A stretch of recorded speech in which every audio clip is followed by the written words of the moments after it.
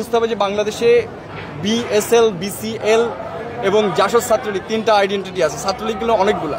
তো যে বিসিএল এর ব্যানারে আমাকে দেখা গিয়েছে এটা হচ্ছে বাংলাদেশ জাসদ সমর্থিত, বাংলাদেশ জাসদ চিহ্ন মনে হয়, যেটা সম্প্রতি নিবন্ধন পেয়েছে এবং এখনো ইলেকশন করতে পারে নাই। এইটা হচ্ছে ফ্যাসিবাদ বিরোধী অংশ ছিল। এই অনুষ্ঠানে আমি দুইটাতে অ্যাটেন্ড করেছিলাম, কারণ আমি সিরাজুল আলম খানের সাথে দেখা করতে যেতাম। তো এটা কখনোই ফ্যাসিবাদের সাথে ছিল না, এটা হচ্ছে বিষয়। এবং আমি সেই দলের সদস্যপদেই ছিলাম না, আমি বলে দিয়েছি। সো বিসিএল কে বিএসএল বানানো হচ্ছে, এটা নিয়ে কিন্তু 21শে ফেব্রুয়ারি একটা গ্যাঞ্জাম হয়েছে, তাই না, লোগো নিয়ে আর কি।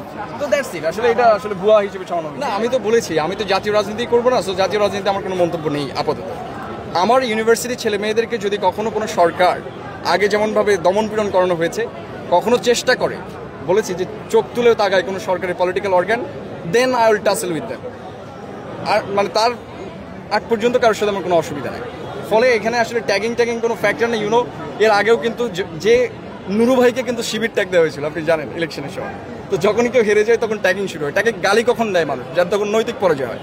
কারণ পলিটিক্সের মূল বিষয় হচ্ছে সিভিলিটি। পলিটিক্স দিয়ে জয়লাভ হবে, তাই না? আপনি আমি কম্পিট করবো কখন? যোগ্যতা দিয়ে। পরীক্ষার হলে আমরা যেভাবে কম্পিট করি, তাই না? ট্যাগিং কখন করেন? যখন আপনি পাচ্ছেন না, ওকে প্রিভিলেজ দাও। শেষ করে একটু আওয়ামী লীগের বিভিন্ন ফেসবুক পেজে তারা আপনার জন্য ভোট চেয়েছে, সেই বিষয়ে আপনি কি বলবেন? আওয়ামী লীগের বিভিন্ন পেজে চেয়েছে আমি এরকম জানি না, তবে অনেক গ্রুপগুলোতে আমরা দেখেছি।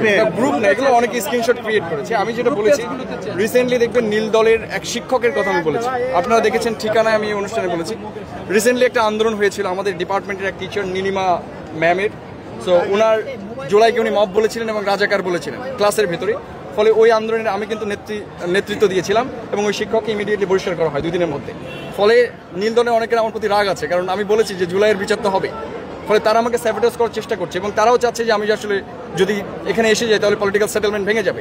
আপনারা জানেন যে এই ইউনিভার্সিটিতে নীল সাদা থাকলেও তারা কিন্তু একজন একজনকে ব্যাকআপ দেয়, এটা আপনারা জানেন।